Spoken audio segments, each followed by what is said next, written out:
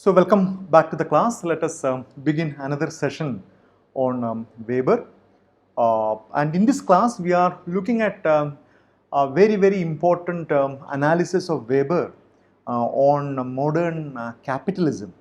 And we know that capitalism is a unique economic system that is characteristic of the modern era. And this particular economic system has been subjected to a lot of scholarly analysis, not only from economists but also from other social scientists. And we did spend a lot of time trying to understand a Marxian analysis as well as critique of capitalism. And here, as a sociologist, Weber also is extremely interested in understanding capitalism, but he's unlike Karl Marx. He's not trying to understand the economic logic or the questions of exploitation associated with capitalism, but he's trying to understand the connection between capitalism and rationalism or rationalization. And this takes you back to a theme that I have repeatedly mentioned in the previous classes, that the central concern of Max Weber is the question of rationalization. So we discussed in the previous classes his analysis about rationalization and social action and rationalization and authority. And in this class, we are trying to understand how Weber puts forward an argument about how there is an intricately close relationship between rationalization and this capitalist mode of economy. So let us see how he proceeds in that. So for Weber, capitalism is a consequence of extensive rationalization in Europe. The modern world is a capitalist world, but more fundamentally, it is the product of a multifarious and far-reaching process of rationalization. So for Weber, the entry point into the analysis of capitalism is his theory of rationalization. And we discussed that in a very controversial manner, he argued that while different forms of rationality exist in other civilizations, a unique kind of rationality is something quite exclusive to that of Europe, and where you calculate everything and you extensively use specialized knowledge and science and technological facilities. So that kind of a rationality, Weber argues, is quite unique to Europe, and that also even in Europe as well, that did not exist before the time of modernity. So Weber is connecting his argument of that rationalization with the emergence of this new economic system called as capitalism. So this extensive rationalization in Europe, the modern world is a capitalist world, but more fundamentally, it is a product of a multifarious and far-reaching process of rationalization. By referring to capitalism as rational, Weber does not mean to imply moral approval. His usage is intended to be descriptive, not evaluative.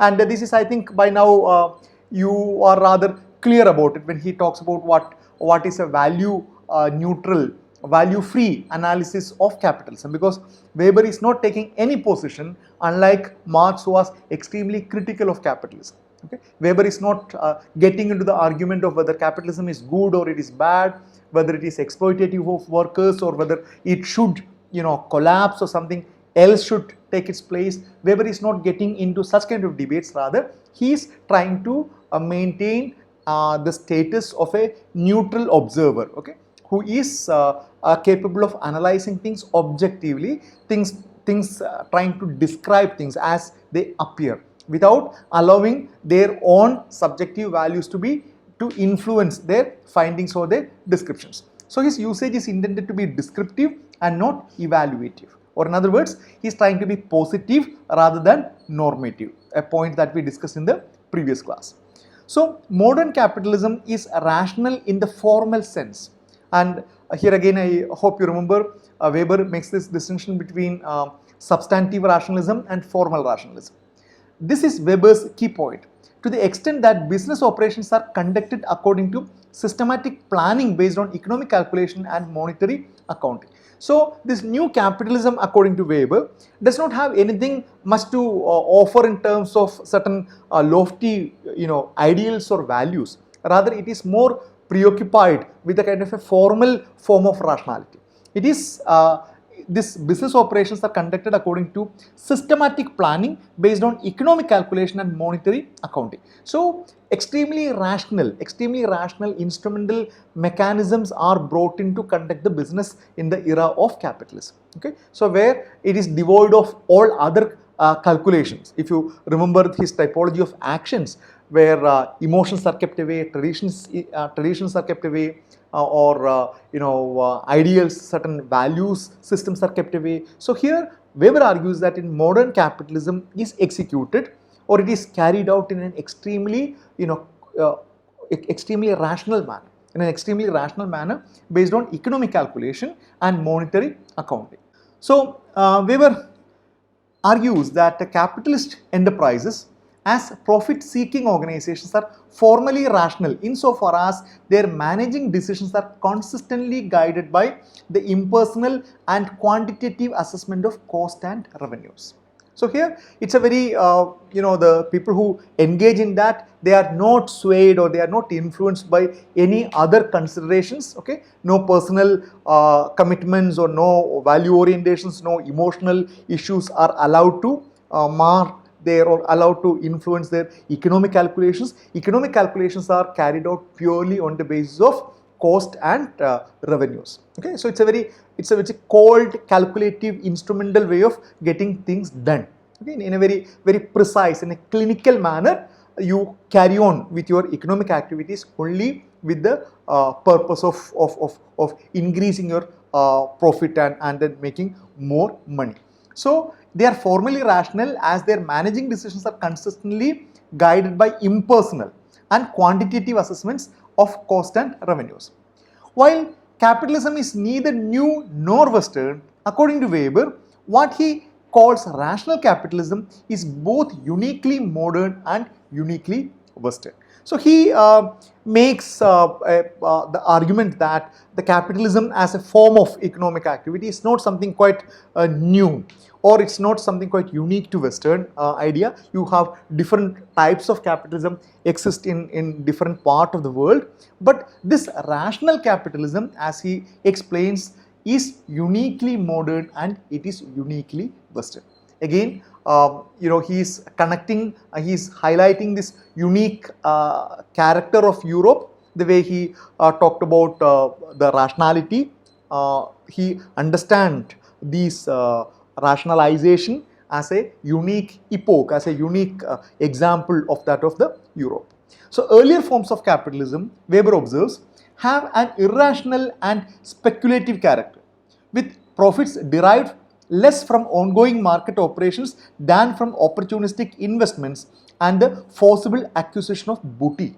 So he is talking about major trades and explorations and other expeditions carried out by trading communities in Europe and in other places, and he says that while these activities also aimed at amassing more wealth, increasing more profit, that this whole colonial expansion starting from the 15th century was aimed at creating more and more wealth. Every trade expeditions, even before the colonial expansion, from every country had this inherent idea of creating more wealth. But Weber argues that they were irrational in this modern sense, okay? Not that they were completely meaningless, not in that sense. They were irrational and speculative in character, and where profits derived less from ongoing market operations than from the opportunistic investment and the forcible acquisition of booty. Many times that even during colonial trade, this plundering was a major way of acquiring more and more wealth. The trading vessels were plundered, trading vessels were attacked and the booty was taken. So that kind of an argument, that kind of an activity was some of the central features of those kind of capitalism, if you were to call like that, according to Weber. And that happened in the absence of an ongoing market operation, or it was less from the ongoing market operations, whereas in the modern era, this market assumes a central figure. So then he comes to the question of modern capitalism. So modern rational capitalism cannot be equated with the acquisitive drive or the unlimited greed for gain or the pursuit of selfish interest by making of money. So he says that this modern rational capitalism, as you see in contemporary world or at the time of Weber, it is qualitatively different in terms of its operation, and it is also qualitatively different in terms of its intent or its purpose. So he says that it cannot be equated with the acquisitive drive of the earlier period, where you want to create wealth without any boundary, or the unlimited greed for gain, personal greed, or the pursuit of selfish interest by making of money. So he says that if now capitalist expansion is taking place, it cannot be reduced to the individual greed. Of course, the motivation to create more wealth is of course there, but that is something qualitatively different from the earlier ways in which people want to amass more wealth for their personal gratification. So modern capitalism, tempered by the business-like pursuit of profit, is if anything characterized by a more restrained acquisitive impulse than the compulsive, irrational, unbridled lust for rich commonly found prior to and outside the modern capitalist world. So this is again re-emphasizing the argument that this modern capitalism, which is tempered by business-like pursuits of profit, if it is anything characterized by more than restrained acquisitive impulse than the compulsive, he uses all these terms to characterize the pre-modern capitalism that was characteristic of the Middle Ages or even before that. Now, in contrast, according to Weber, modern capitalism is an economic system where the provision of human needs is satisfied through the continuous operation of privately owned and profit-minded business firms. So here he brings in the central role of business firms as the primary institution, and also the kind of needs is satisfied through the continuous operation of privately owned and profit-minded business firms. So what are the kind of changes that take place when you bring in this role of business firms? These capitalist enterprises are distinguished by their reliance on a legally free labor force, their resolute orientation towards market opportunities, and a mode of operation governed by monetary calculation. Extremely important points. So we know that we had some discussion about how there was a transition from feudal era to that of capitalist era, where we discussed a number of important factors, especially about the emergence of free labor, emergence of market, emergence of institutionalized laws and regulations, so that the people who enter into the business activity, they have some amount of certainty, some amount of guarantee about the existing laws, taxes and other things. So he is reiterating the kind of a similar points. So these capitalist enterprises are distinguished by their reliance on a legally free labor. We discussed, I hope you remember, we discussed extensively on this, because during the period of slavery as well as during the period of feudalism, the labor were not free. Okay, they were not free because they were, during the period of slavery, they were completely owned by the masters, and during the feudal period they were attached, they were kind of permanently attached with their kind of land. So they were not free moving, they were not able to sell their labor as per their wishes. So there is a legally free labor force, their resolute orientation towards market opportunities. Okay, it's not on the basis of the whims and fancies of a trader or of a particular master or a feudal lord, but there is an established market system and a mode of operation governed by monetary calculation. So here the money assumes significant presence, currency assumes significant presence. It's not the kind of an old systems of barter or exchange and other things. Now, what distinguishes modern economic system, accordingly, Weber asserts, is the rational pursuit of profit and forever renewed profit by means of rigorous calculation directed with foresight and caution towards long-run economic success. So here he is bringing that point of modern rationality to the fore. So he argues that there is a rational pursuit of profit. Okay. Again, profit making continues to be the main objective, but this profit making is not realized either through plunder or pillage or through exchange or excavations or other thing, expeditions, but rather it is through a rational pursuit of profit and it's a forever renewed profit by means of a rigorous calculation directed with foresight and caution toward long-run economic success. So, what is the long-run economic success of this activity is very thoroughly analyzed, and everything is taken into account. Enough caution is used, and only after such kind of exercises Weber argues a modern capitalism emerges. So there were several major preconditions for the emergence of capitalism according to Weber, because why capitalism did not emerge in Europe before the era of modernity, or why capitalism according to Weber did not emerge in other parts of the world before modernity. Weber has very specific answers. So he lists out a series of reasons, and the first one is private ownership. Modern capitalism presupposes private ownership of the means of production with entrepreneurs firmly in charge. Ownership gives capitalists or their representatives the authority to manage the production process, direct the labor force, and make investment decisions, all guided by monetary calculations and oriented towards goal of profit maximization.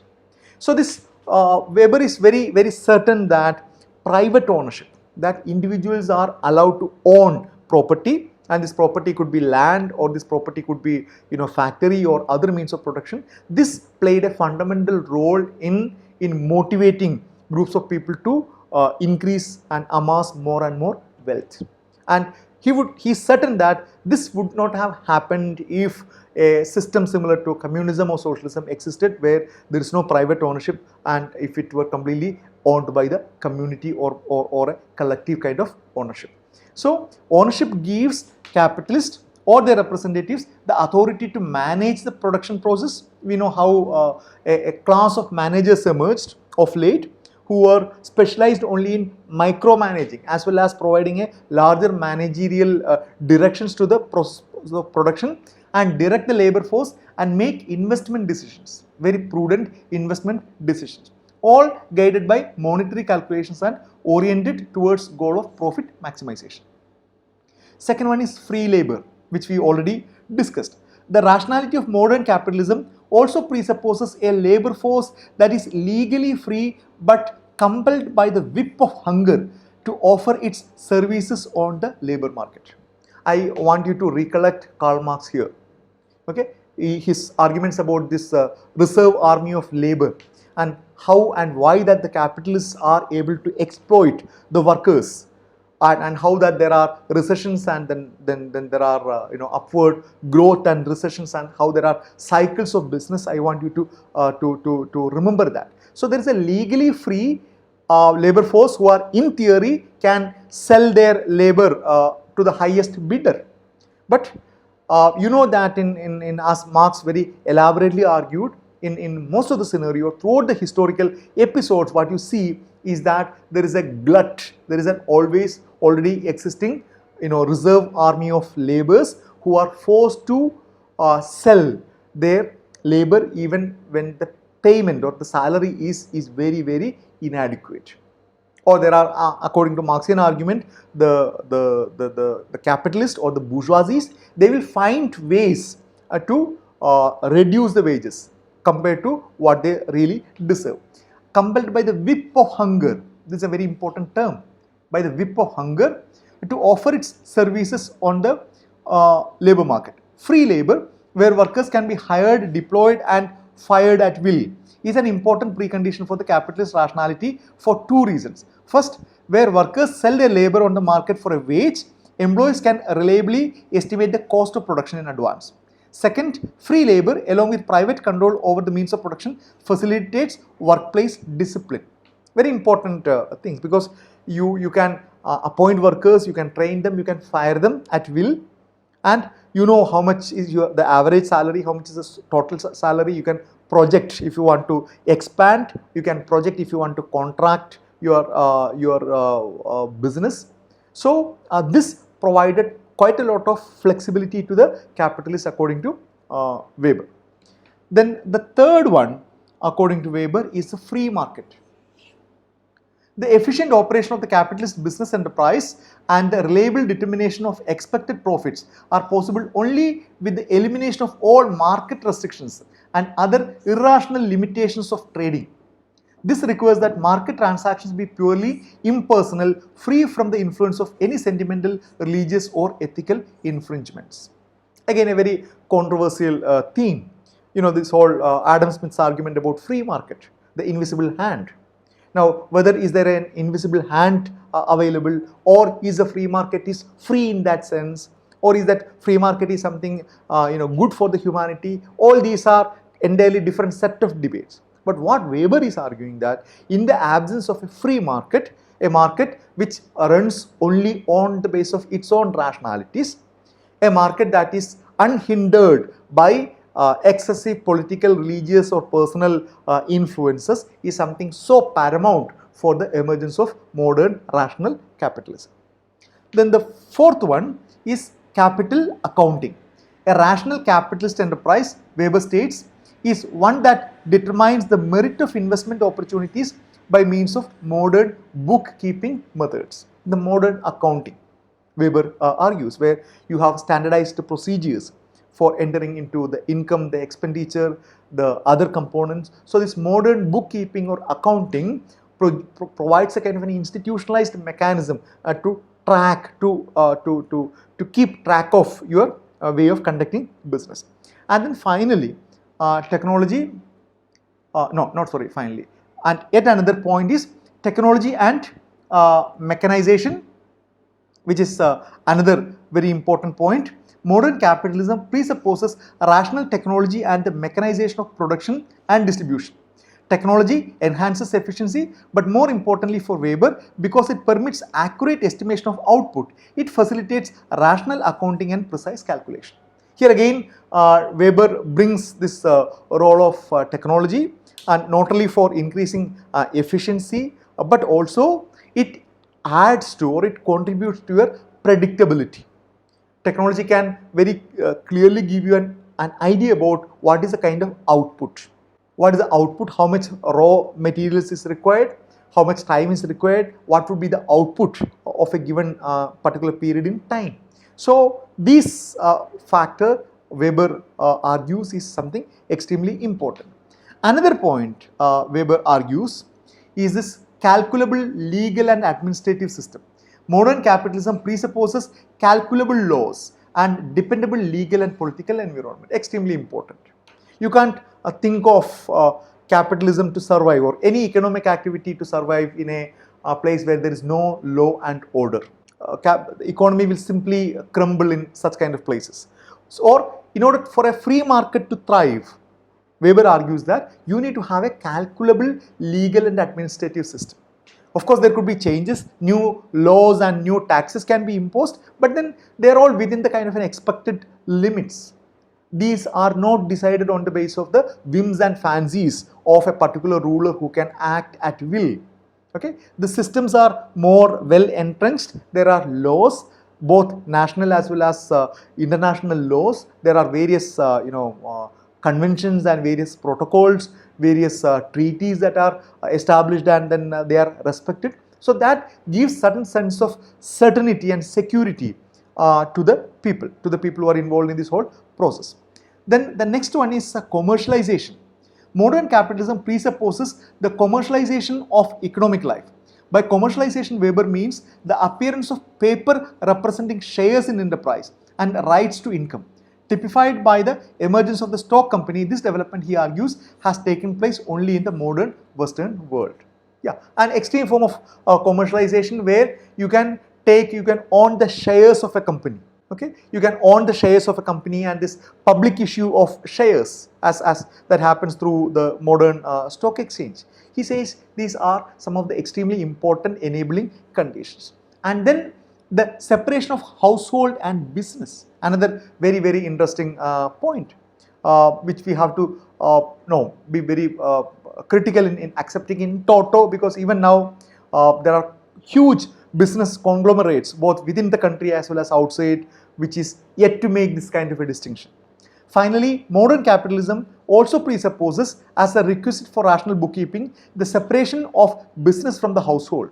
This entails both a spatial separation between residence and work, and more importantly a legal separation between the personal wealth of the business owner or his or her private assets and the corporate wealth of the business enterprise, the capital invested in or available to the firm. One is that there is a separation, physical separation.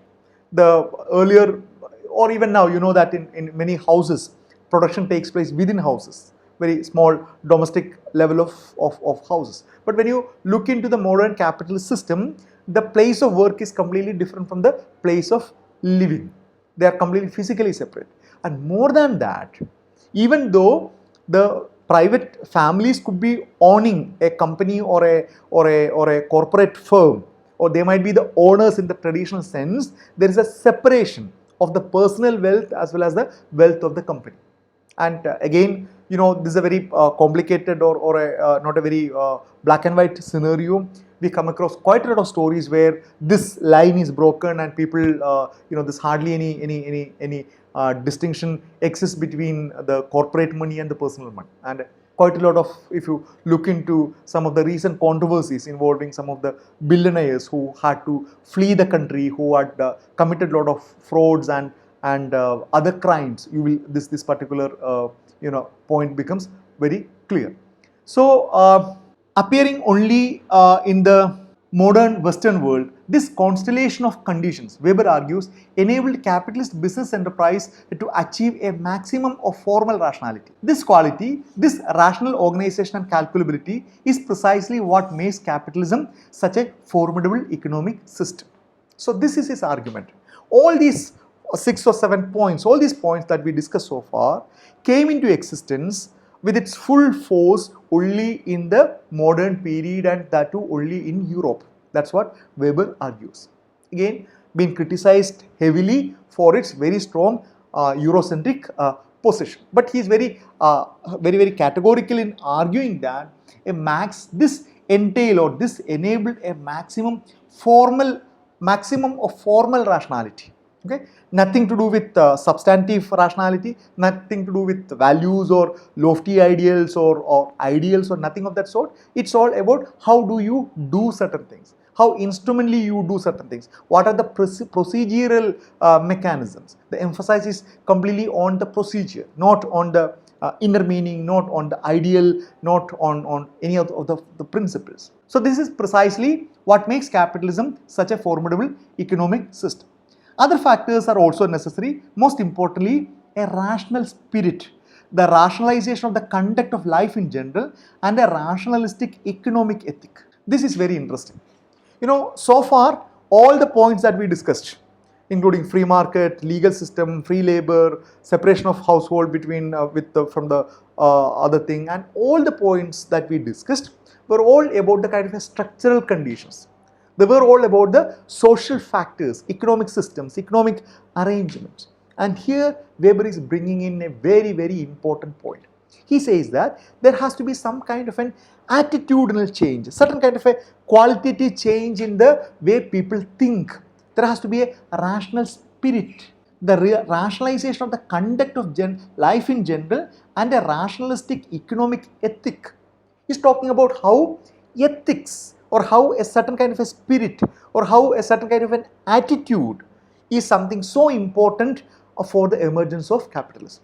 Thus, the formal rationality of capitalism has yet another presupposition. It requires the presence of a new type of person, the carrier or bearers of a rational ethic, and a new and a specifically methodical way of life. Weber takes up this side of the story in his very, very famous book, The Protestant Ethic and Spirit of Capitalism. And this is going to be a very fascinating argument. He's saying that along with all these structural requirements, you require a kind of orientation. You require a kind of attitude. You require a kind of certain kind of a proclivity, which certain set of ethos, certain set of ideals that provide some kind of a guidance to your everyday life, both your personal as well as your collective life. And in the absence of this set of ethos or this particular spirit, capitalism would not have emerged. And that's a very provocative argument.